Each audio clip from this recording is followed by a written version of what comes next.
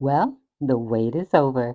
It's time for Time to Win podcast, where we provide you with information that causes transformation in your situation. And today, we're going to spice it up a little bit with a little motivation. Welcome to Time to Win podcast. It's not just a podcast, it's the official personal growth locker room of life, where champions just like you gather to cultivate their courage, create a life-changing game plan of success, and celebrate their wins. I'm RJ Jackson, your personal growth coach and host, and I'm committed to seeing you win. As a professional speaker and growth coach for over 3 decades, I've worked with and inspired thousands to grow their greatness and transform their setbacks into a comeback. And now it's your turn.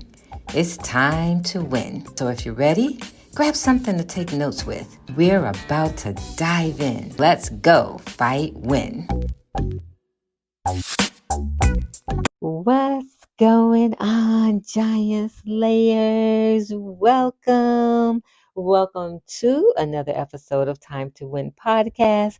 If this is your first time joining us, we welcome you. If you've joined us in the past and you just refuse to miss out, welcome back. It's always a pleasure to be graced by each of you and your awesomeness. We really appreciate you. Oh my gosh, first, before I say anything, let me say thank you, gracias, danke, mercy to all of you amazing women who take time out of your day to say you love the podcast, you appreciate our guests, the words of wisdom that we share, and the hope and possibility that we provide. Thank you, thank you, thank you, thank you for sharing us with your friends, leaving comments on our YouTube page, and most of all, leaving your review. Thank you. We appreciate you listening.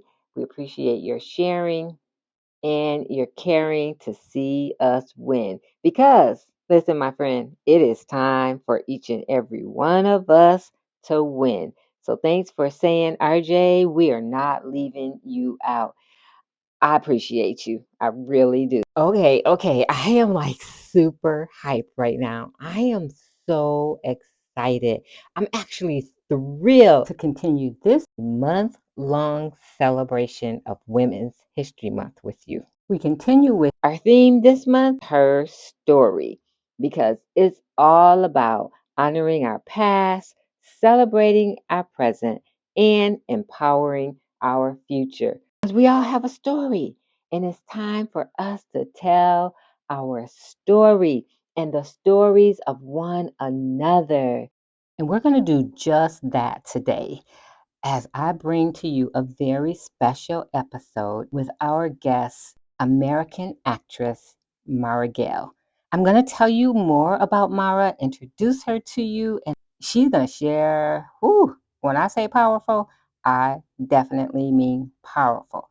Inspiration that causes transformation and some motivation. So, first, let's hear a word from our sponsors. Don't go nowhere. We'll be right back.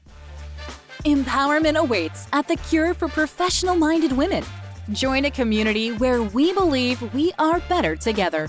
Discover the power within through our VIP, Visionary Influencing Prosperity Mastermind Group. Elevate your self-care journey and boost your confidence at our exclusive retreat. Find yourself. Find your tribe. The Cure for Women is where professional-minded women unite for personal and collective success.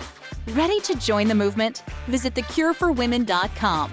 That's thecureforwomen.com and start your transformative journey today. The Cure for Women, where you heal, grow, and belong. All right. Let me tell you, it's time. It's time. Let me help you out. We're about to dive deep. Okay. So listen, if you don't know how to swim, get your life vest out right now because you're going to want to put it on because I promise you, you are going to want to be in the waters because the waters are not just deep today, they are stirring. And you know what happens when the water is stirring? Transformation at its best. So, allow me to introduce our very special guest today. We're honored to have with us Maura Gale. Maura is a renowned American actress, author, evangelist, and creative visionary who has shared her gift of ministry and art for more than 20 years. Mara seamlessly infuses these passions to create her artistic brand, where she is transparent, revealing, motivating, and unapologetic about introducing you to the King so that you can live your life on purpose. Mara, beautiful sunshine, welcome to Time to Win podcast. Thank you. I am super excited to be here. Thank you for having me as your guest. It is more than a pleasure, and I know that everyone is going to be inspired with information that's going to cause transformation in their situation. So I don't want to delay. I really want to hear what you have to say. I want to just start off by asking you to share your story with us. Like, sometimes people think we automatically woke up and here we were, like acting, doing what we love, but it's always a journey. Share your journey with us. Absolutely. So I grew up in the south side of Chicago in the inner city in the projects. And I'll fast forward to high school because that was a very pivotal time for me that kind of set me on the trajectory that I am currently on. I had a horrible memory. And because of my horrible memory, every time I'd have to study for something, history in particular, the Constitution, law, etc., I would create a rap. And so one particular day, I'll never forget it because it changed my life. I started bobbing my head in our history class.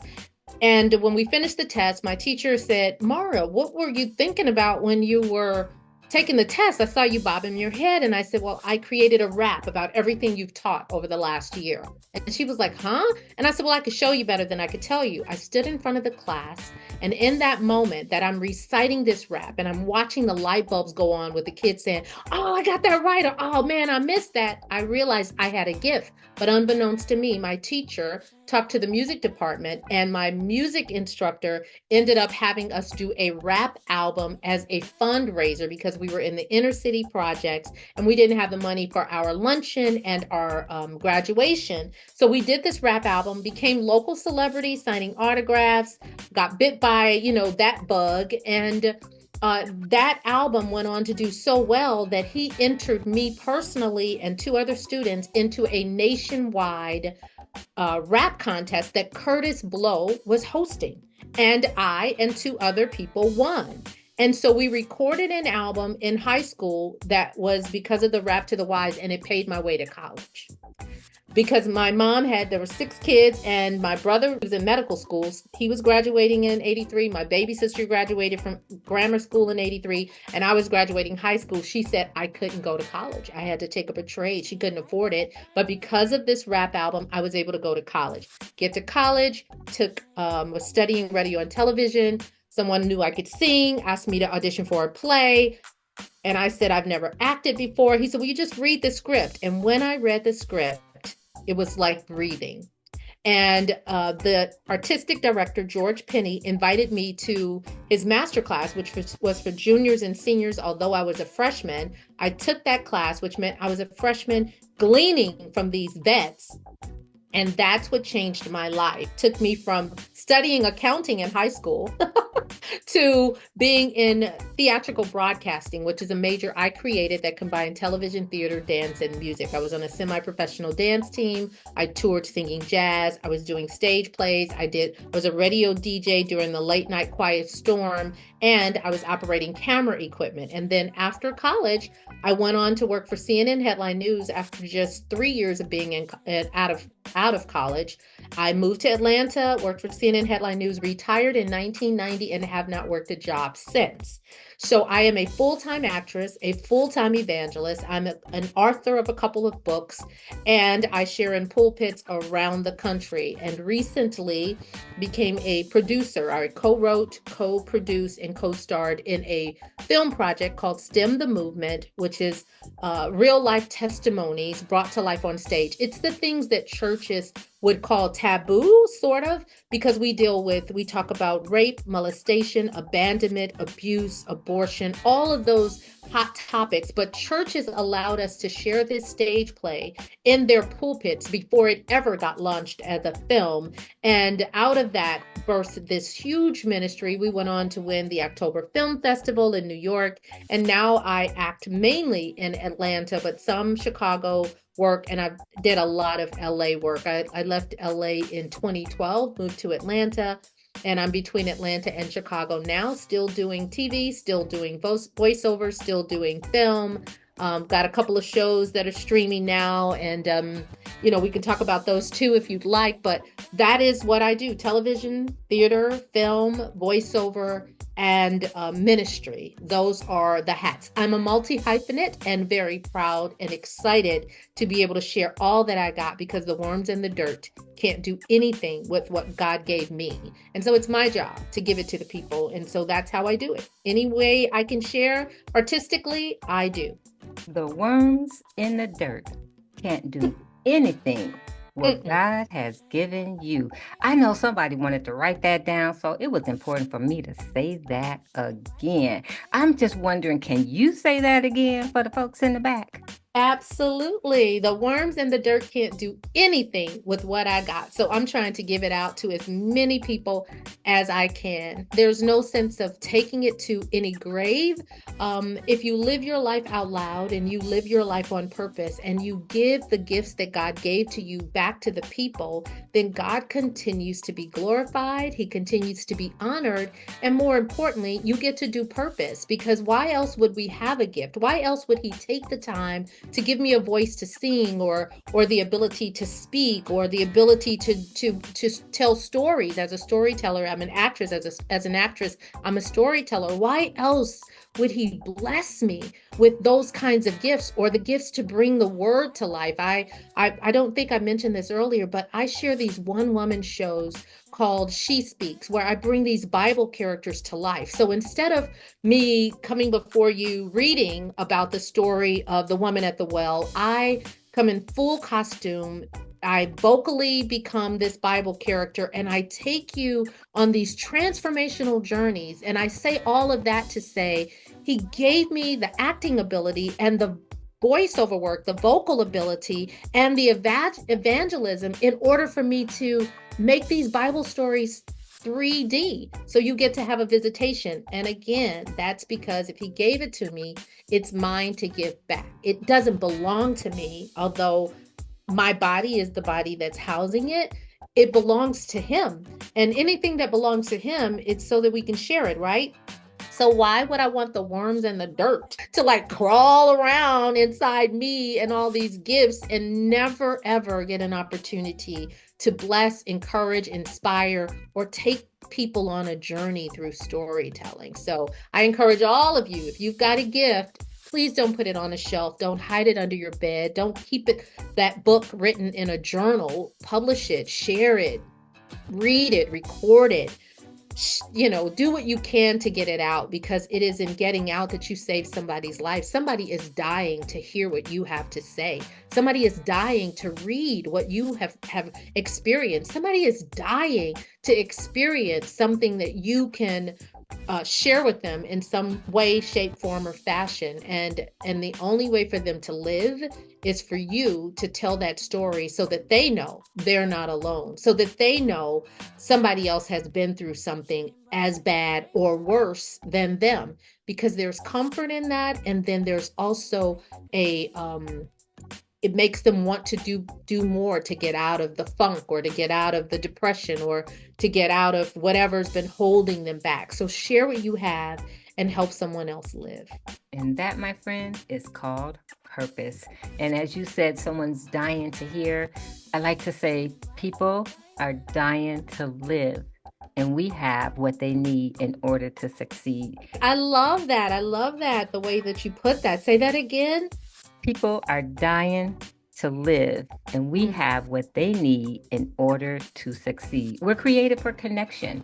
And I love how you encouraged us to connect with other people by sharing our story and not allowing the worms in the dirt to crawl all over it. Mm, That part. That that part. part right there. You know, I want to go back in your story because as you're encouraging us, you know, I can hear someone saying, yeah, but, Mm-hmm. well, I would if, and only if. But I heard you say when you were younger, you had a tough time remembering things. Mm-hmm.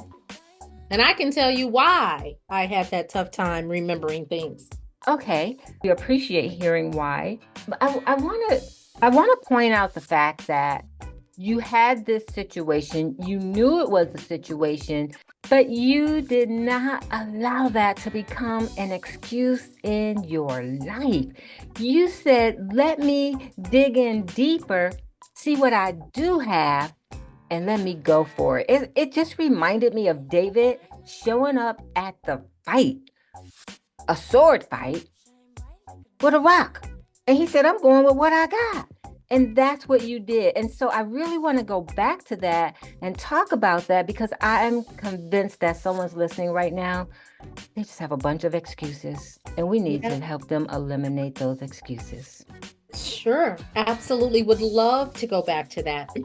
To go back to that, I have to express and or paint a picture so that people have a more vivid a more accurate description of where I came from so that when we get to where I am now, they'll understand it was never easy.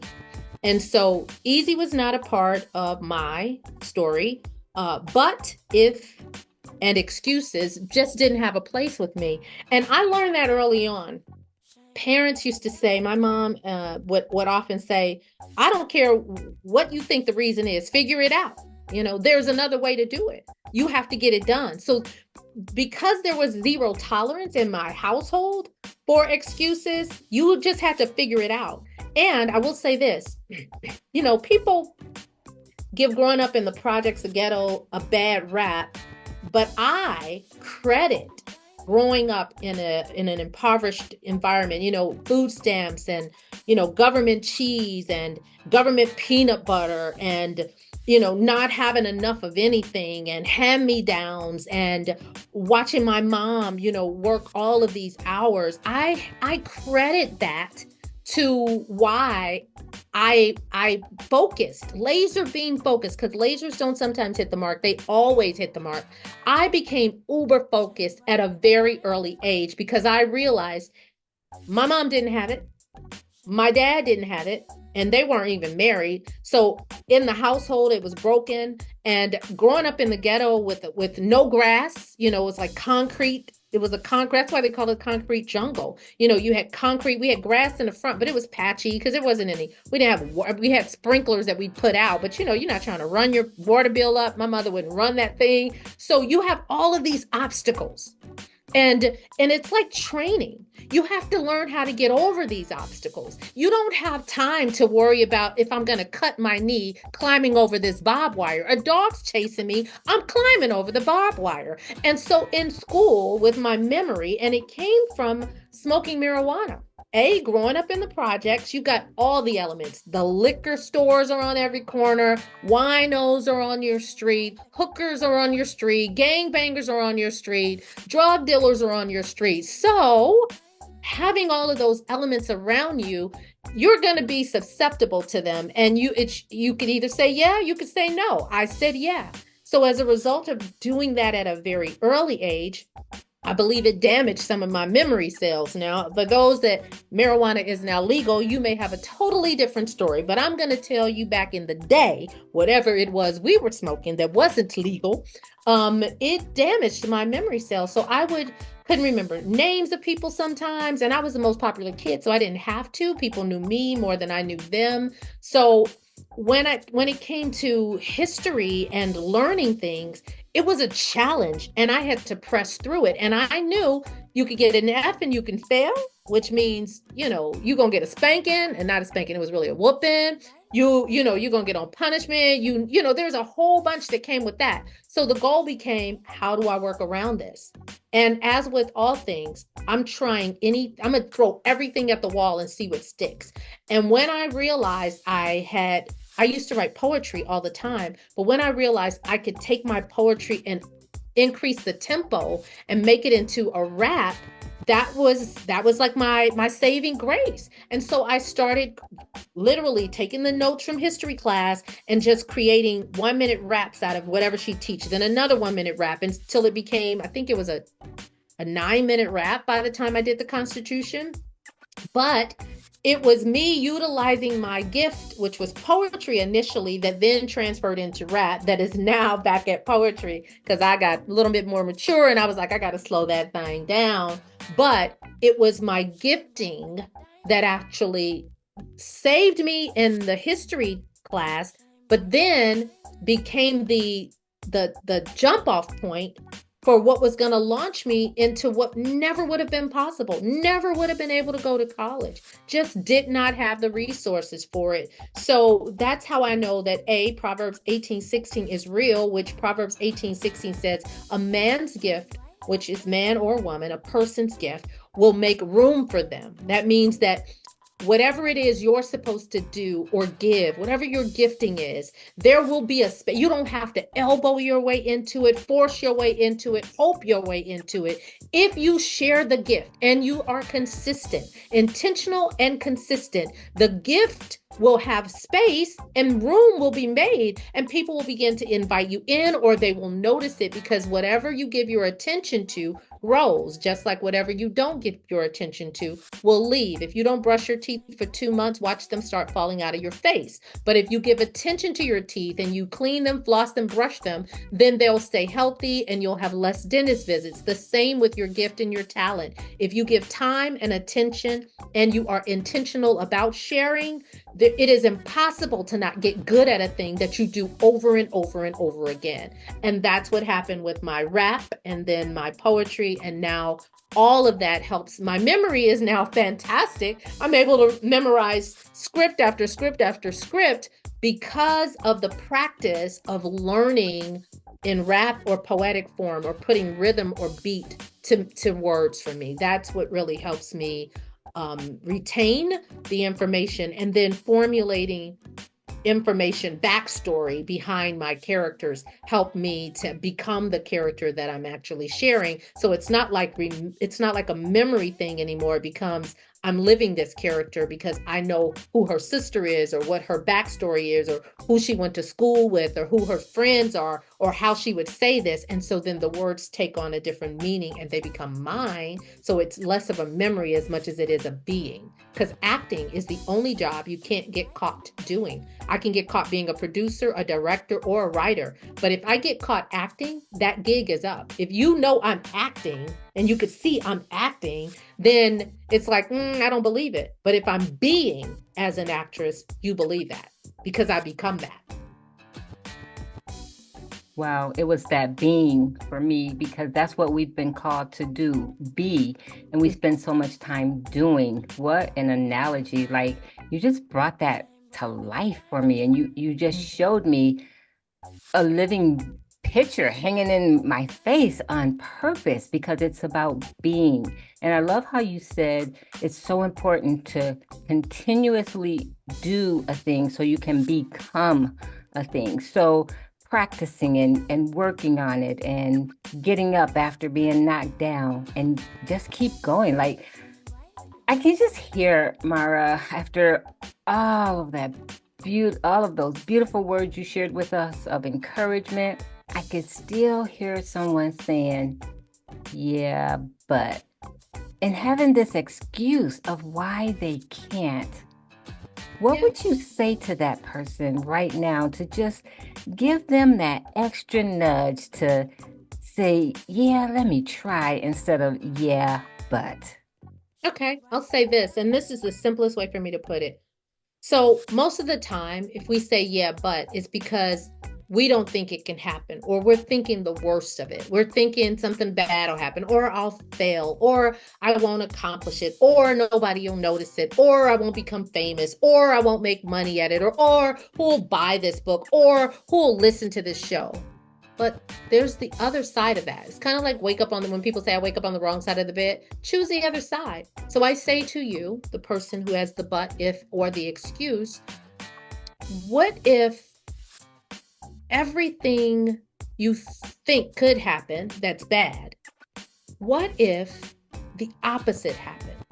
What if you, instead of use that if as a negative, you use that if as a positive? What if everybody wants to hear it? What if my song goes viral? What if I step out of my comfort zone, this place that is cozy and warm and familiar, and I step out and the world receives all that I have to offer? What if it gets noticed? And what if it changes my life? And what if it makes me, earns me a lot of money? What if I'm able to help more people than I ever even dreamed possible? What if I go from poverty to prosperity? What if I go from 10 people knowing who I am and what I do, or me volunteering this or giving this gift away, to someone who people are literally hunting down to be able to pay you to do the thing that you would do for free? What if that happens? What if that is where it becomes because you say yes instead of no? A lot of times people never make it out of the projects, never make it out of making $20,000 a year, never make it into being a full-time anything that they ever wanted to be, because instead of thinking the if in the positive way, they're thinking the if in the negative way. So you can use that word if, but use that word if. What if everything that I ever dreamed I could be, everything that I ever hoped I could have, I have? What if? And I challenge you, dream on that. For just give yourself about 5 or 10 minutes to just write down what would happen if all the things you ever wanted, hoped, dreamed, or all the fears that you have, you got rid of those and you just said, if I just stepped out, and what if this happened and this happened, and then I was able to support myself or bless my parents or allow my kids to go to a better school? What if you gave yourself permission to dream that the if really was true, just for a minute? And when you look at all of that on paper after you dream and think it out for, like, give yourself a good 5-10 minutes of it, and you look at the if on the positive, when you write down what the ifs on the negative side were, they would probably be 5 to 7 things. But the things that your if on the positive side would be, you'd probably have a minimum of 25 to 30 things. Doesn't that outweigh the negative? So you really don't have anything to lose. You have nothing to lose, because if it turns out in the negative, the way that you have been thinking, guess what? You're still there.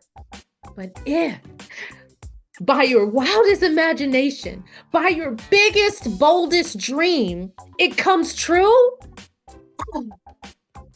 wow, your life just got made. Wow, the trajectory of where you were changed. Growing up in a ghetto, smoking weed with a bad memory, alcoholic parents cussing, fussing, and fighting was where my story told me I was supposed to be. But because of my bad memory and smoking weed, I then did a rap album that then won me a nationwide rap contest. And now I get to do what I love to do and would do for free, but I get paid to do it and paid well to do it because of that one negative thing. So try it. You have absolutely nothing to lose. You'll be either in the same place you are today, or guess what? You'll be positioned to do purpose, and you'll be in a much better space having tried something and seeing where it'll take you than doing the same old, same old. Don't be afraid. Generally, the thing that you are most afraid to do, the thing that you are most cautious about, wondering, am I going to sink or swim? It's generally the thing that is going to change your life. And it may not always be financially change your life, but you will be happier. You will be more at peace. You will be more in purpose. And that's how your life gets to be an inspiration to others. I'm just saying, try the other if. Yeah, try the other if. Woo, girl. I don't have nothing else to say right now. Nothing. Like, if you're still sitting here listening, it's because you understand that there is more to come where that came from. And I am confident that as soon as we're done, you are running out the door. On the other side of what if. What if they had zero tolerance like you did, Maura? Like when you said, look, I didn't have time for excuses. We had zero tolerance for excuses. Ain't nobody got time for that. Yeah. And RJ, there's a phrase that is very popular. I don't recall who created it, but I know it was ingrained in my brain when I was pledging Delta Sigma Theta. But excuses are tools of the incompetent. They build bridges that lead to nowhere. Those who use them seldom ever succeed in life. And think of the imagery of that. Excuses are tools. You know, the most valuable tool that the enemy, or as I call it, the inner me, has on you is the tools you use on yourself. Self-defeat, self-sabotage, depression, I'm not going to make it, I'm not anything. If you don't have hope, that tool that you use on yourself will be the tool that they use as a shovel to bury you. So excuses are tools of the incompetent. That means you're just not even thinking about what can be, what is real. It's like you don't even give yourself a chance. They build bridges. So building a bridge would mean it's transporting you somewhere, right? But no, excuses are tools of the incompetent. They build bridges that lead to nowhere. Who wants to build a bridge that leads to nowhere? Then it says those who use those tools, those who use excuses, seldom succeed in anything. Who wants to be known as the person who seldom succeeds in anything? I don't want that title. Not at all. I want to be the person who succeeds in everything I put my hands to do. Will I be the best at it? No. There's one Kobe, there's one Michael Jordan, there's one Maura Gale. Little gym, one RJ, one Maura Gale. There's one Simone Biles. Those jobs are taken. There's one Oprah Winfrey. That job is taken. I am here to be the best me that I can be. And the best way to be the best me that I can be is to continue to work to find out where my wheelhouse is, what it is that I am great at, what it is that I am good at. Like I started telling you guys, I started off in accounting, and I was good at accounting, but at one fork in the road, I had to choose, do work study and give up being the captain of the pom-pom team, the co-captain of the basketball team, and the last leg on the track, the mile relay on the track team, or switch paths. I switched paths, got in radio and television, and of course that rap song helped, and then the rap contest helped get to college studying radio and television because I could also sing. It changed the trajectory of my life, and I then expanded my dream and became a person interested in television, film, as well as TV. So it was all a part of the master plan, but had I said to the guy who said, oh, you sing, can you audition for this play? I don't act, I'm not doing that. I came here to do radio and television. Then I would have never known this side. I would have never done the musicals that I've done. I would have never recorded the 3 CDs that I've done because I would have been too afraid. But once you release a thing, once you release a gift that you have inside of you, it may not be received by all, but somebody's going to appreciate your gift. And once someone appreciates your gift and you realize that came from me, and that person was blessed by it or encouraged by it or inspired by it or danced to it or hummed to it or whatever to it, it does something to you. And once you get that feeling, that validation, and you see that what you gave birth to actually is birthing something in other people, it's hard not to want to do that. So I double dog dare you. Try, step out and do the thing that you are most afraid to do. And just see where it goes. Just see where it goes. Or you could do what I used to do. I would ask friends, what are some of my strengths? Because your friends know your strengths sometimes more than you. Ask them, what are some of my strengths? And when they start telling you some of your strengths and those things begin to resonate, or you realize, oh my God, I wish I could do that full time. They say I'm a great baker. I wish I could make a living at baking. Oh, they say I'm a great networker. I can connect people to other people. I'm the person in the room that'll hook you up with that person, or I have a great eye for marketing. Whatever those gifts are, somebody knows it and they utilize it for free most of the time. But if you were to ask them, what are my three strongest things? Ask some solid people around you. What are the three strongest areas or three things you think I'm really, really good at? Your real friends will tell you. And when you find out what that is, 9 times out of 10, you'll look and go, God, I've always wanted to do something like that. I've always wanted to do something in that. They go, you are such a good storyteller. Or, oh my gosh, girl, when you talk about the Bible, it's like I'm seeing these characters. Whatever it is, start spending time and attention and practicing that thing. It's impossible to water, till, and sow and something not grow. If you till, water, and sow, it will grow. It's impossible to not see fruit from something you give sunshine, time, and attention to. It's just like if you planted a poison tree bush, or you planted a flower tree bush, which both of those you water, both of those get sunlight, both of them will grow at the same rate. Both will. Poison and a rose bush. So choose. Plant time and energy into the thing you want. So I say sow into what you want to grow into. Practice and spend time. If you go to work every day and you're miserable and you don't like it and you're spending 40 hours a week on it, I'm not telling you to quit your job. But what I am telling you is take an hour every day and do something you love. Do that thing that you love. An hour, just an hour. And then maybe the next month you increase it to an hour and a half. I don't know what the time frame will be, but make the time to do what you love. And eventually the thing that you love will be the thing that you do. And I double dog dare you to that do part. I double dog dare you to do it. Double dog dare you to do it. Yep. This is what I love about interviewing people. I had someone ask me, like, RJ, how come when you're interviewing people, you don't say much? Well, what's the point of interviewing someone if I'm going to be doing the talking? I want someone to pour into me just as much as I want them to pour into you. And that's what's happening right about now, boo. That's exactly what's happening. All right. You started off as a rapper, went into acting, theater, radio, camera, on the news, ministry. You have the STEM, you have She Speaks. People are probably thinking, wow, she got it going on. And let me help them if they're thinking that. She does.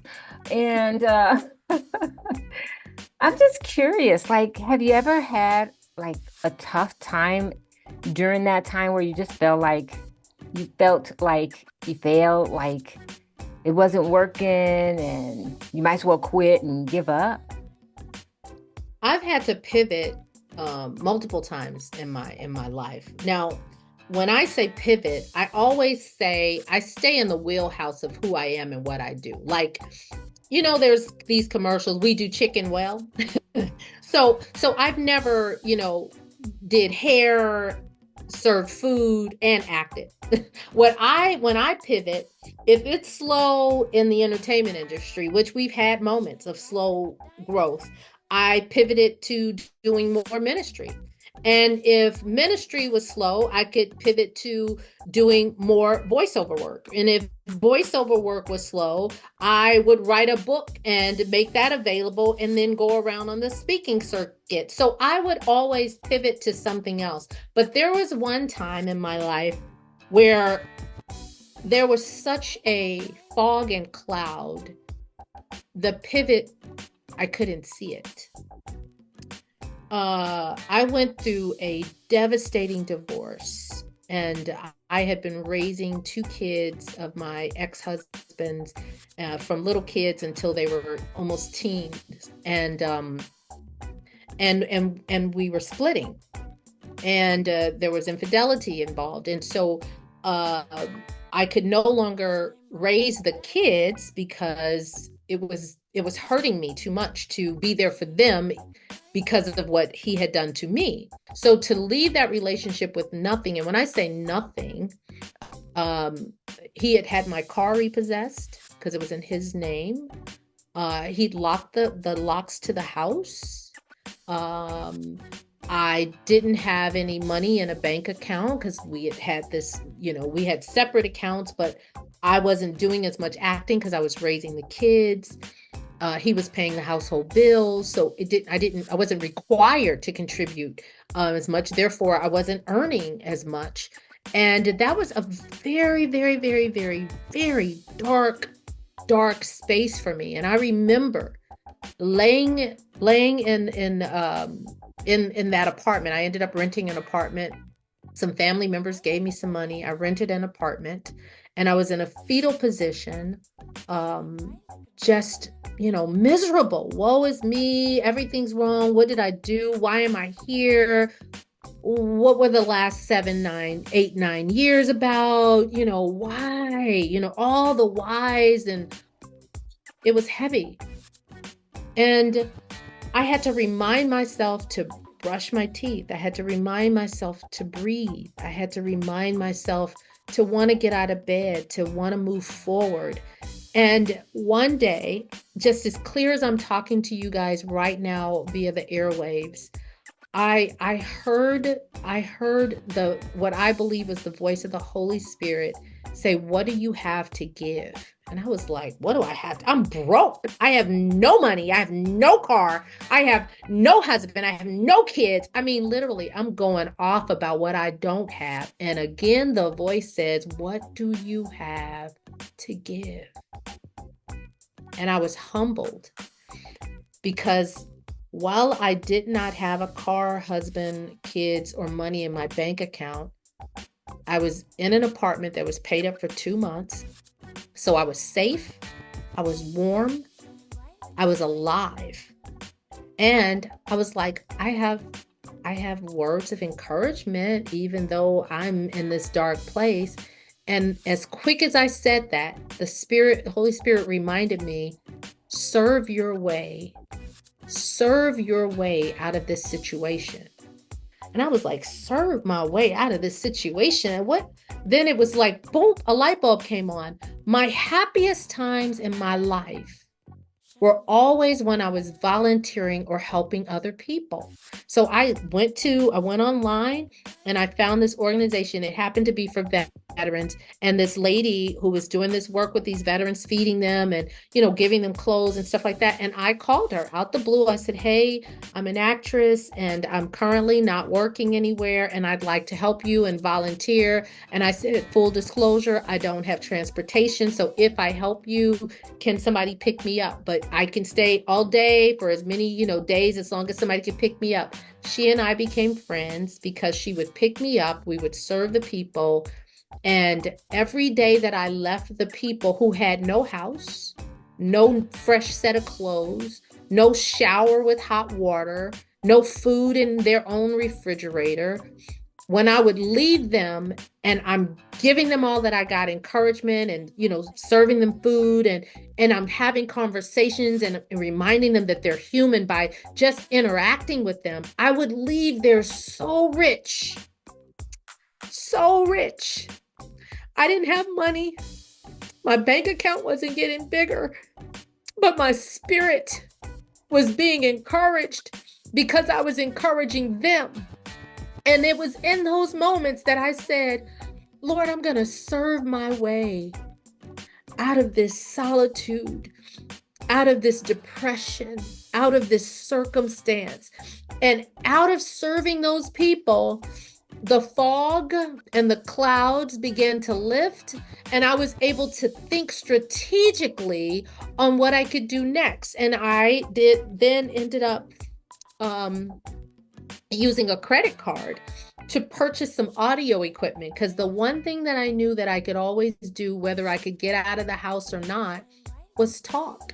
So I created a studio in this little apartment. It was actually a closet, but I purchased some padding, like moving padding from Amazon, and I stapled it all on the walls, and I put the microphone and the scrim, and I started creating songs and rhymes and putting poetry to music. That was all I was doing. I wasn't making any money.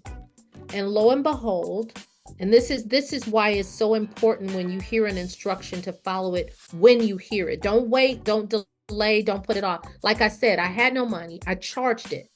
And I'm thinking, I'm putting this on a charge card, but it was like a 0% interest rate for 6 months. So I knew I didn't have to pay interest, but I was like, where am I come up with the money? I get a call from someone I had done a film project for, and they said, hey, do you know any African American voiceover artists? Because I'm doing this big project for TBN, and it's going to be a lot of, they need a voiceover artist to record all these spots. And I said, I do voiceover. And he was like, oh my goodness, would you happen to have a microphone? And I was like, yeah, I got a microphone. And I was using this free program called Audacity. It's free to record and edit in. It was free. So I didn't have to pay for that, but I bought the mic and bought the scrim and had the padding, had the headphones. He hired me. And every week I would do like 5 spots for them. So by the end of that month, I had enough money to pay my rent off again. And I had already had 2 months paid off from my family. So it was what started me on the road to independence. But I say all of that, and I was a long way around the block, because I had nothing but my gift of encouragement. I had time, I had an optimistic attitude, and I had a willing spirit, and a yes in all capital letters with sparkles around it. And that yes was to help other people. And in helping other people, I got helped. So I hope that blesses you, or at least, if nothing else, challenges you when you're at your lowest. There's always someone that's lower seemingly than you, but even when you give to them, you end up receiving way more than you ever could give out. Does anyone else have chills besides me? Whew. This is rich. This is rich.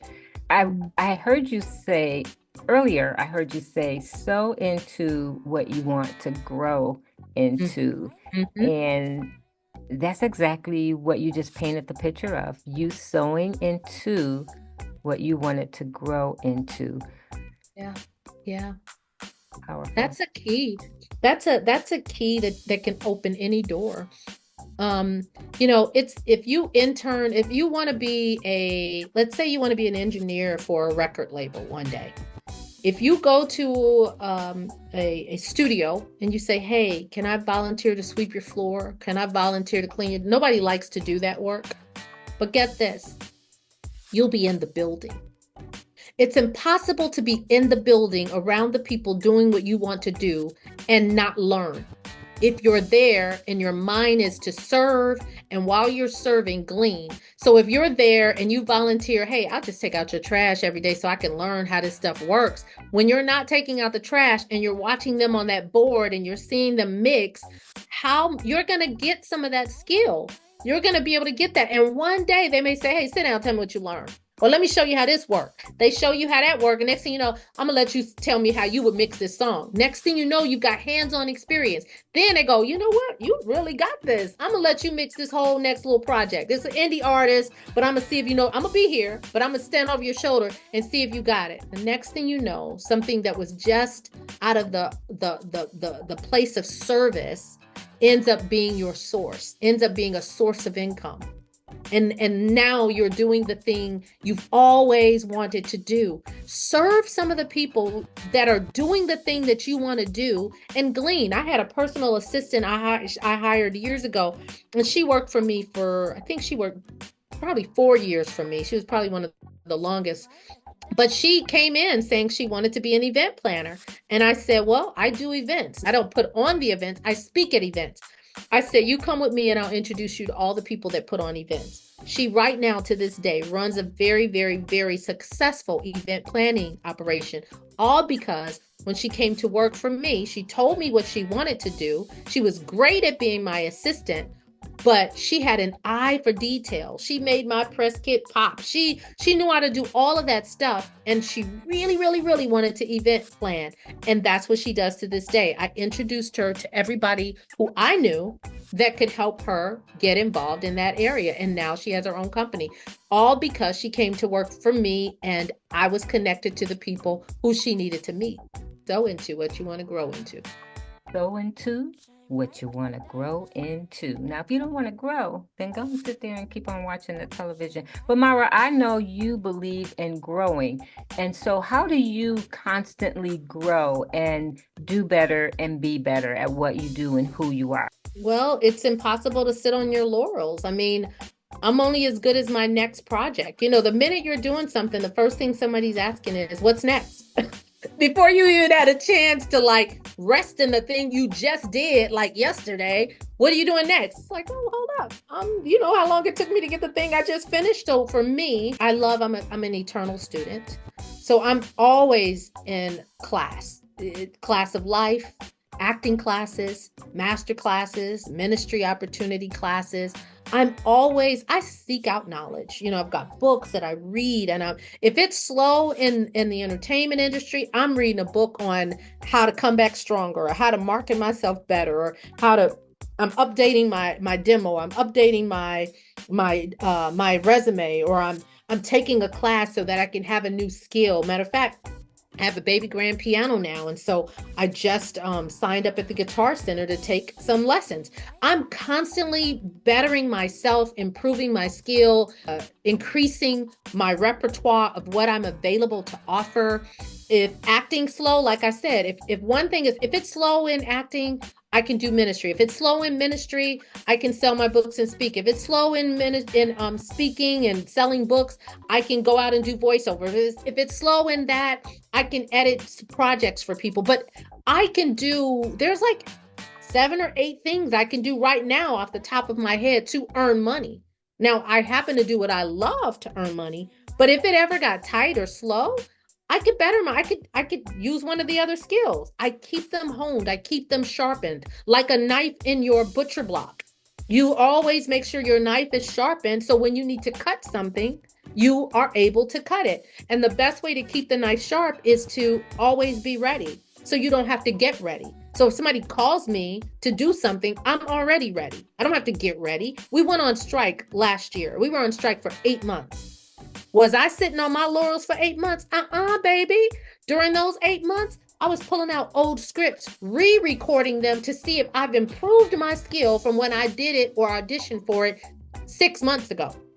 I took classes to make sure I was getting better at the thing I say I want to do. It's nobody else's job to make me the best that I can be at the thing I say I want to do. If you want to be a chef, then you should be experimenting with different recipes at your house. Let your family and your friends be guinea pigs. If you want to throw events, then you should be having these small little micro events that you're actually coordinating. Somebody say they got a birthday coming up. Can I plan your birthday party with you? Can I help you? Do what you want. Do what you want for free until you can do what you want and get paid for it. Because if you love it that much, that's how bad you do it. You got to want to do it like you want oxygen, like you want air. I can't imagine my life without being an actor. So that means that I can never be discouraged in acting. Acting is a lot of no's. We get more rejections than we do yeses. But I can't imagine my life without it. So because of that, if there's a project that's no pay and it's something that I want to do, I can do that because I love it that much that I would do it for free. That's how you should be with your gift. That you love it so much, your goal in your job is to hone it, make it the best that it can be. And if that means sewing it so that you can make sure you're getting better at it, you're growing at it, then sew it. Sew it. Give it away. And then you'll hear constructive criticism, or you'll hear tidbits saying, oh, when you did that, that was great. But when you were like reading through notes or dropped the card, that wasn't good. Or when people will tell you, they'll share information and you use that to get better. And watch people who do what you want to do. Even if you're not doing it, watch people who do it, because you can learn from the good and you can learn from the bad of what they do. That's how you continue to grow. You're reading about it, you're studying about it, you're doing it, you're being about it, and you're watching other people do it that are good at it, and people that aren't so good, so that you can see what not to do and what you should do. We can't stay the same. We grow. And like you said, you have to get up off your laurels and do something. I think it was James Brown who said, get up off of that thing. Chances you'll be better. Get up off of that thing. That part. Yeah, healthy people grow. Yeah. Mara, I'm just in awe of you. Always have been, always will be. You're such an inspiration to me. I see why the gentleman said, "Hey, do you know anyone who could do voiceover?" And he asked you. Your voice is so beautiful, just like you, inside out. I see why people would open up their church doors and allow you to come in and do She Speaks and STEM, because you're such an inspiration. And I just can't thank you enough for sharing your story. I know that you're really just scratching the surface, as they say. And there's so much more that God has in store for you. And as you continue to do what you do in terms of acting, voiceover, film, She Speaks, do you, do you believe work-life balance is important? Do you believe in work-life balance? And what do you do to take care of you, to refill your cup? I do not call it work-life balance. I call it harmony. And I started calling it harmony because balancing to me is like something's heavy, something's light, something's getting more attention, something's not. Because I'm a multi-hyphenate, I need it to be like a song that is in harmony. It's nothing's cracking, nothing's flat, nothing's sharp. Everything is in harmony. So there's instead of thinking, oh, I'm just focusing on work and not focusing on my home relationship, or I'm as a first lady, I'm only focusing on being a first lady and I'm not focusing on acting, or I'm giving 25 to this and 25 to this. No, I don't have a percentage of my life divided like that. I make sure that I kindle the fire of all of the facets of me. So I give my first lady duties and responsibilities time, energy, and attention. I give my acting endeavors and career time, energy, and effort. I give my ministry engagements time, energy, and enthusiasm. I give my friendships, and my mom is 90 and my dad is 91. I give those relationships time, energy, attention, and concern so that everything is in harmony. And the way that I keep me centered in the midst of the many hats that I wear is it is more important to me to feel good than to look good. Now let me clarify that, because I'm not walking around looking busted, but I'm not going out buying the newest top, the newest set of pants, or the newest shoes, or the newest coat. I could care less about that. I'll keep myself in clothes. I will be, I'll be decent, but it is more important to me to get a massage. I get a massage every month. That is my therapy. And if I needed additional therapy, I would get that as well.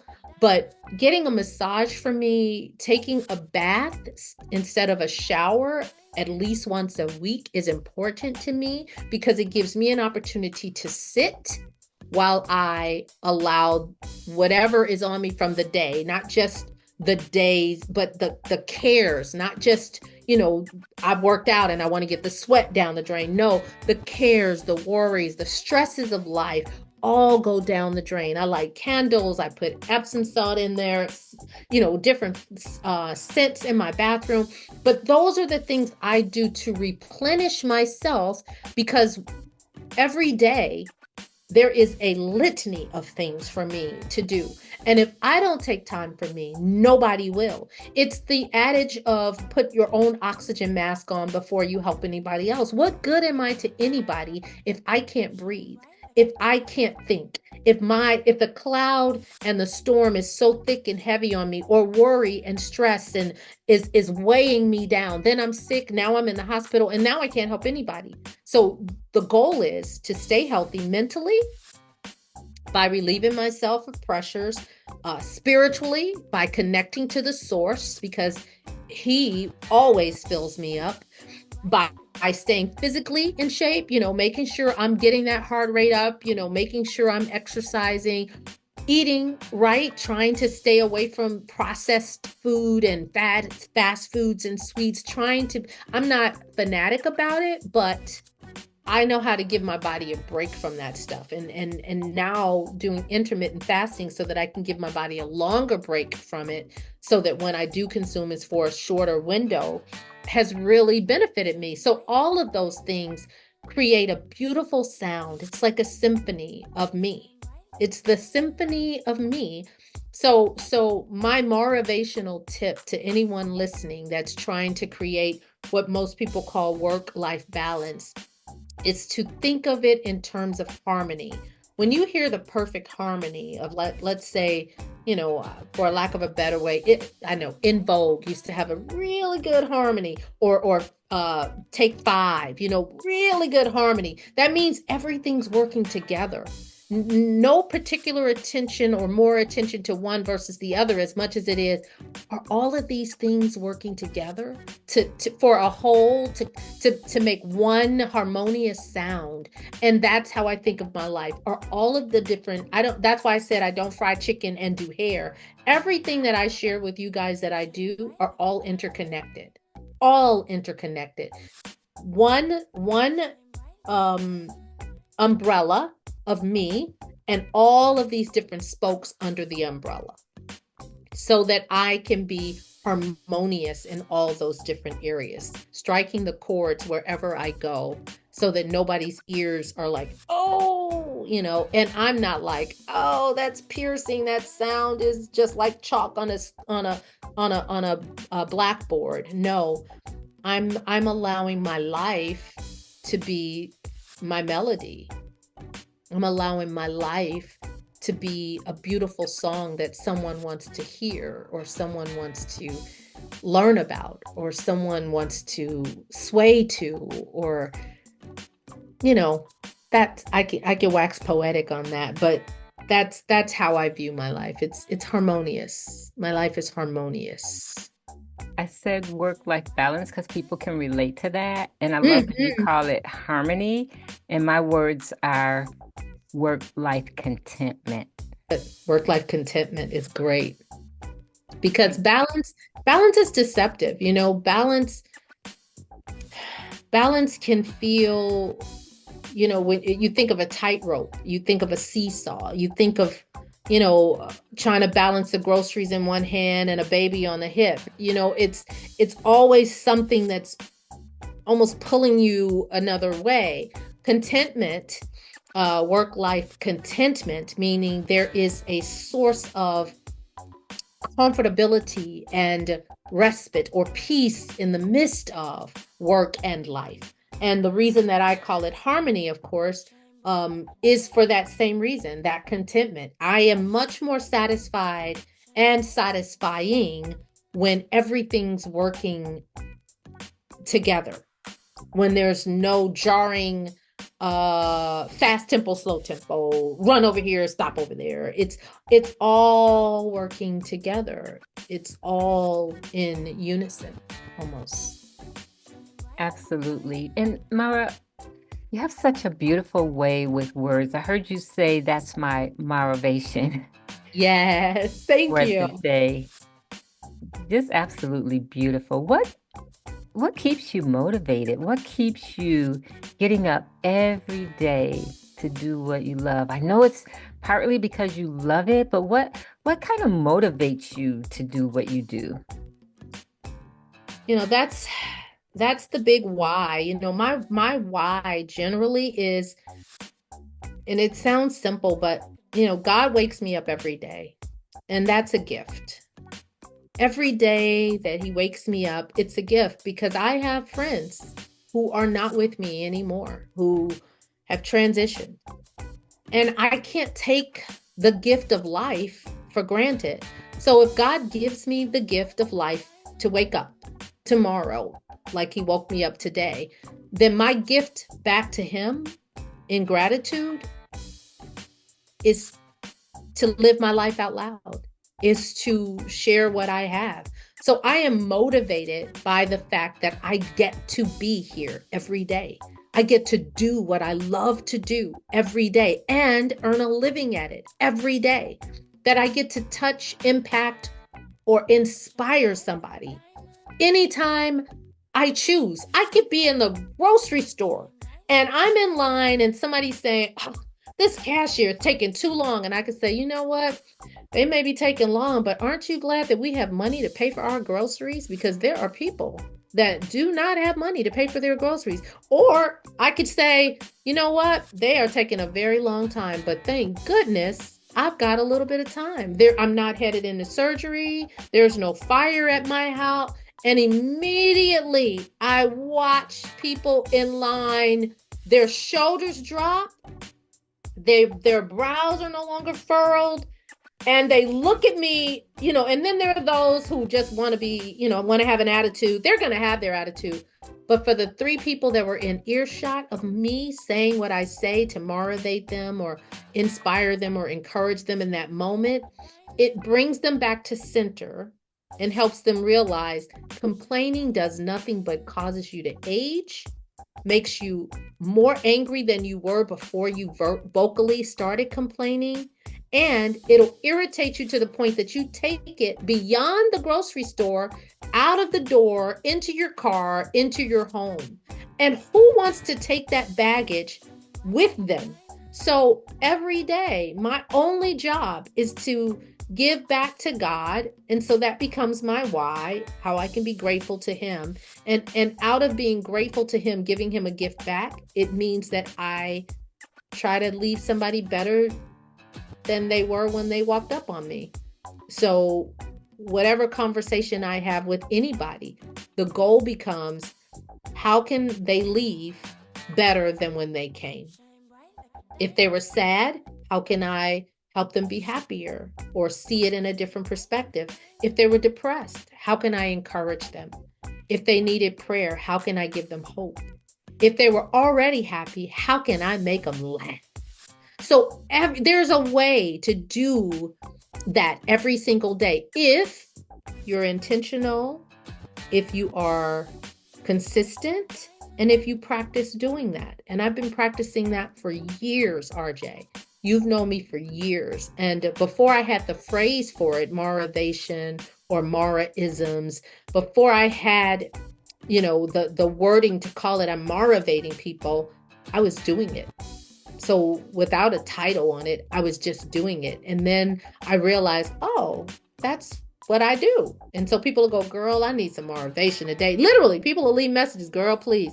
I'm having a hard day. When you get a minute, can you call me with some motivation? I mean, like motivation on tap, like it's beer, like it's beer. And I was like, hey, it don't come out the spot. It don't come out the fountain like that, but I will do my best to encourage you, or better yet, to remind you of what you've been through and how you've overcome. Because generally, if I just take you down memory lane, you'll be encouraged by all that you've accomplished. I could take you down memory lane, not being able to walk, not being able to speak on your own, trying to find words. I mean, there was a litany of stuff. I could take you down, but I know you've been down that street and you know how far God has brought you. But there are other people that just forget, need to be reminded.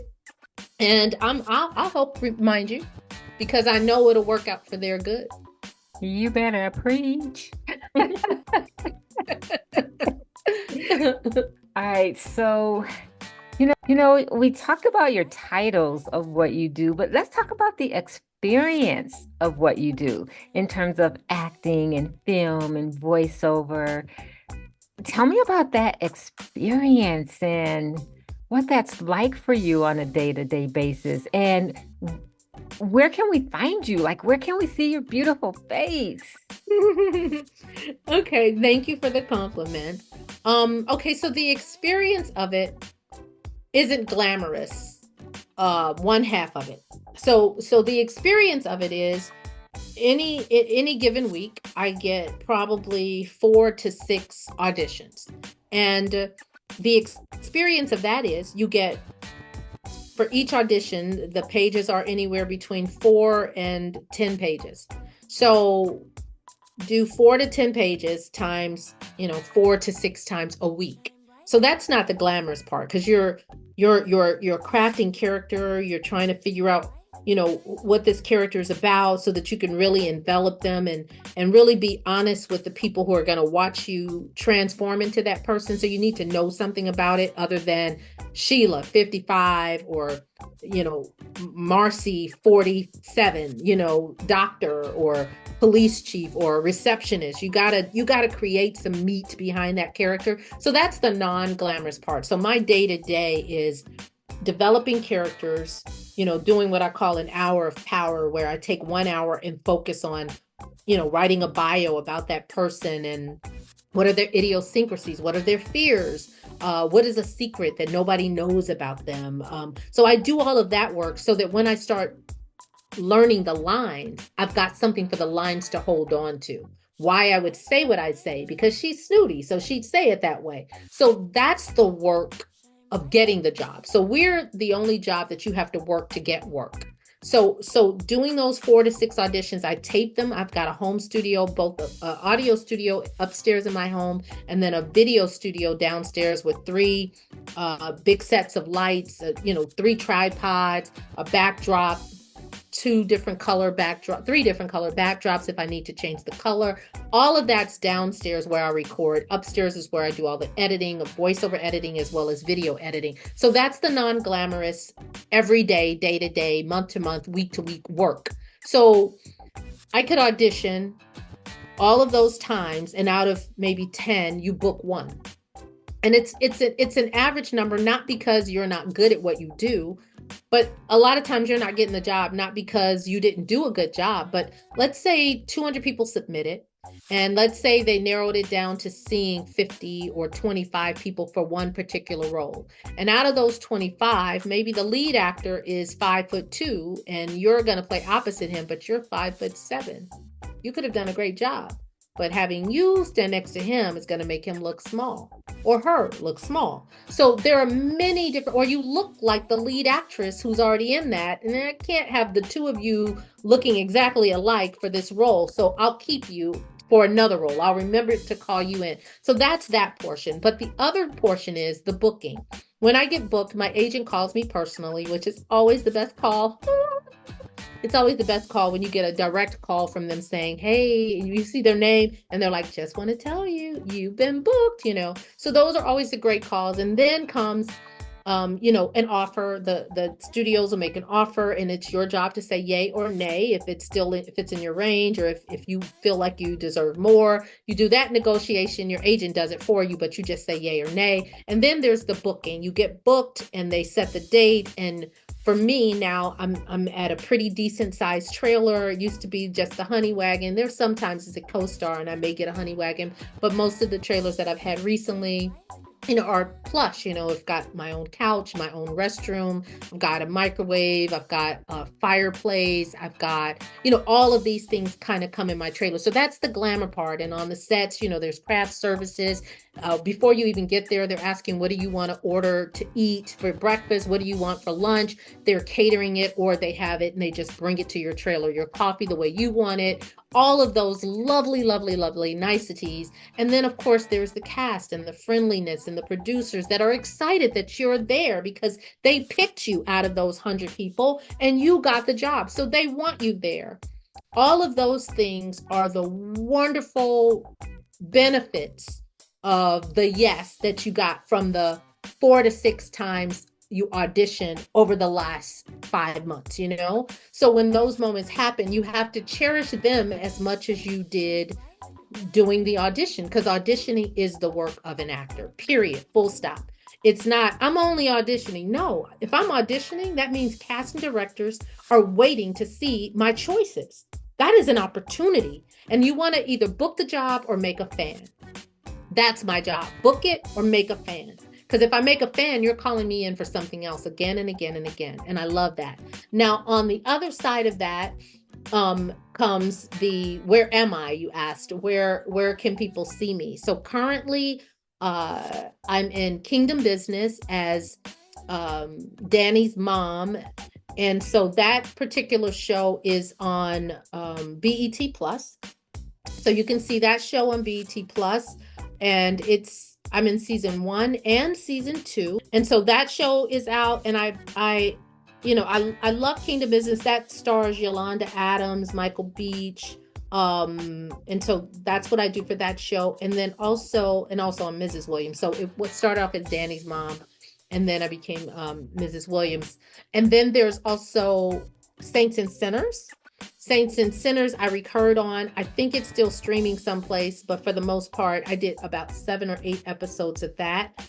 Also, currently out is Atlanta. It's called Love and Murder, Atlanta Playboy. It's a show that's on BET Plus. And then I recently recorded a guest starring role on House of Pain, and that will be out. Oh, we don't have the release date for that, but that's a Tyler Perry show, and it'll be out sometime this year. So you're everywhere. I don't know about it, but we've been doing pretty good. We've been doing pretty good. No one's ever broke it down like that. So thank you. You're just amazing. I'm sorry, I can't hear you. Uh-oh.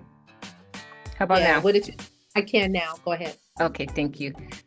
I said no one's ever broke it down like that. So thank you. You're welcome. Thanks for asking. So, Maura, you've accomplished so much. What would you say has been the thing near and dear to your heart, or the biggest accomplishment that you feel goes down in her story? Okay. So I'd say there's 2 things that come to mind. One is I did a movie called Their Eyes Were Watching God that Oprah Winfrey produced, starring Halle Berry, and Terrence Howard was in it. And that particular movie, I was scheduled to shoot for a couple of days, 4 or 5 days. And they loved my energy and my optimism when I showed up to the audition so much that not only was I booked before I got to my car, but they ended up booking me for 24 days. That's huge, because when they do a film or a TV show, they budget each role. They don't generally add a role and add more money to that person for that role. So that was huge. And then the other major project that I recently did, because Their Eyes Were Watching God was in 2002, bought a house in California off of that gig. Woohoo! But also I did a project called Under the Stadium Lights. I shot it in Minnesota, but I played the wife of Lawrence Fishburne. And so that project, I forgot to mention, is also on Amazon Prime, but now it's like you have to pay for it. But at one time, of course, it was just on Amazon Prime. But those were the 2, I'd say, if I had 2 bookmarks of my biggest projects, those were those projects. Wow, 21 more days? 24. 24 days. Wow. Yeah. From a 4 or 5 day shoot to 24 days. Wow. You said I wrote a book on that. I wrote my book Beyond Blessed while I was shooting that film. Oh. Hallie and them used to knock at my door. Are you still writing that book? I was like, yes, I'm still writing. But I had to get that book out of me, and I'm so glad that I did. But I wrote that book while shooting that film. And you do have books, and I remember Ear Candy.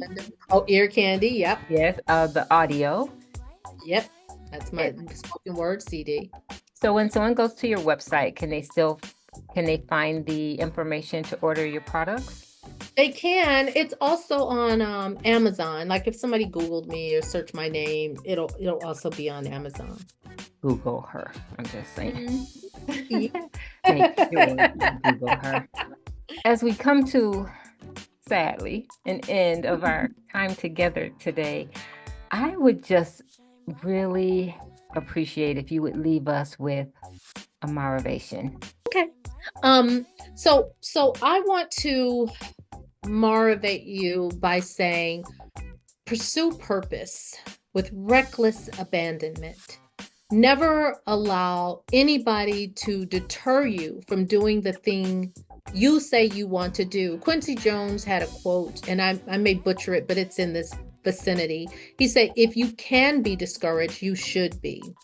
And that basically means if anybody can talk you out of your dream, of doing what you're supposed to do, then were you really supposed to do it?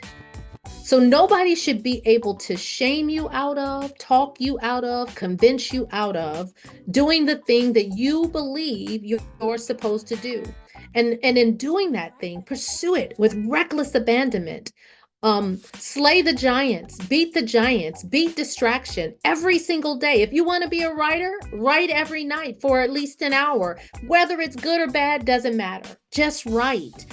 The more you do the thing, the better you become at doing the thing. And there's this phrase that I love to say, you have to see a thing before you see a thing, or you'll never see the thing. So you have to see it in your mind or on paper before you'll be able to see it actually begin to take shape, form, or fashion in order to see the thing manifested, meaning fully in 3D happening. So see a thing before you see a thing, or you'll never see a thing. Or in the Bible, Habakkuk 2:2 says, write the vision plain upon the table, that he that read it will run. That means write out what it is you want to do. Write it in as much detail. Write what it would look like, who would work for you, what the company's name would be, how the logo would be presented. Write it out, flush it out as much as you can, in order to make sure that you start taking steps towards making that a reality. Take little steps toward it. It doesn't have to be, giant leaps. Just do some action towards it every day. 5 minutes, 2 minutes, I don't care.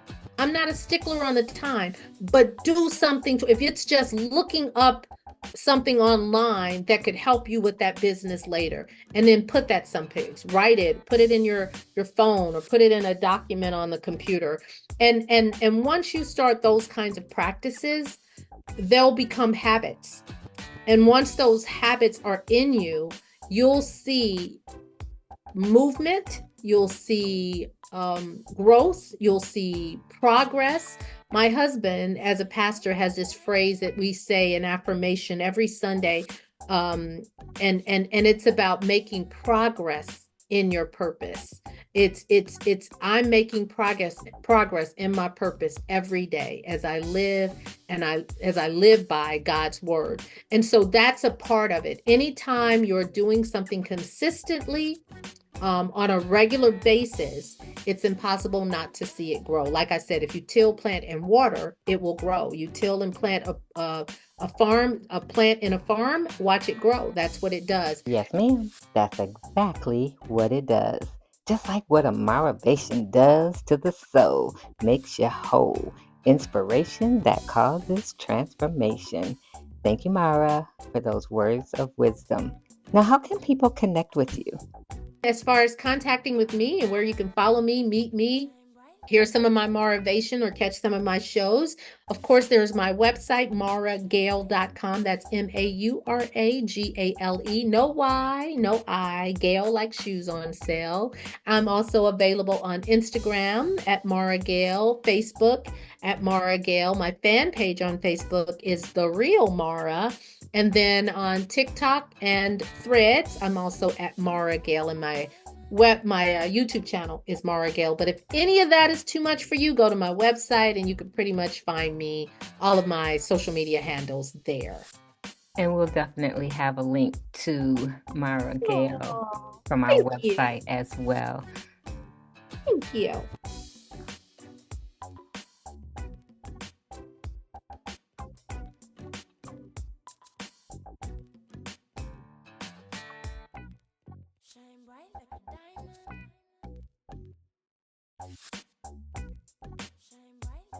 I'm pretty much full. I say pretty much because you know how you say you're full, but you want more.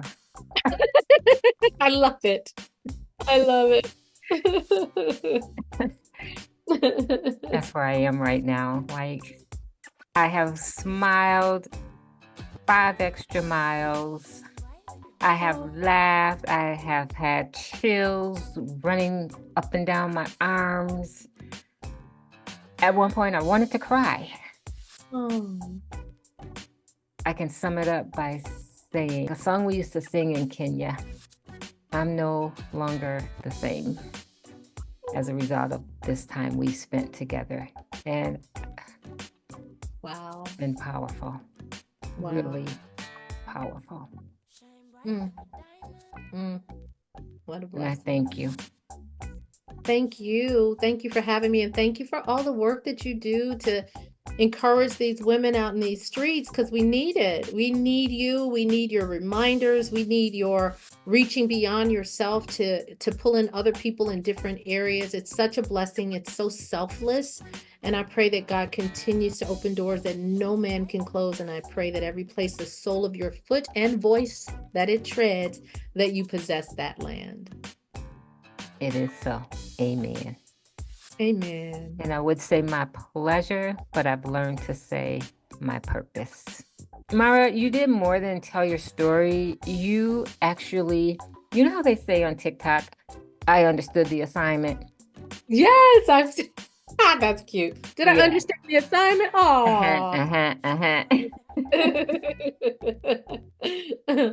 And when I say that, what I mean is you understood that our time together was not about me. Really, it wasn't about you. It was about the people listening and to feed into them. And man, they got a refill for free. Praise God. It's amazing. Amazing. Thank you. Thank you, my love. Maura, you're amazing. Thank you so much for being our special guest and for gracing us with your awesomeness. Now, you cannot tell me that today's episode was not worth the wait. Wasn't that worth the wait? Whew. Listen, go ahead. Put it on replay. I won't judge you. Besides, I'm right there with you. And I just want to encourage everyone to take action. It's not enough to hear information because it won't cause transformation unless you take action. And you know what we say here on Time to Win podcast. It's time to go do the thing. So just go do the thing, boo. Go do the thing. And we'll catch you here again next week at the same time. In the meantime, in between time, remember, you were born to prosper and be in good health. So go do the thing. Bye for now.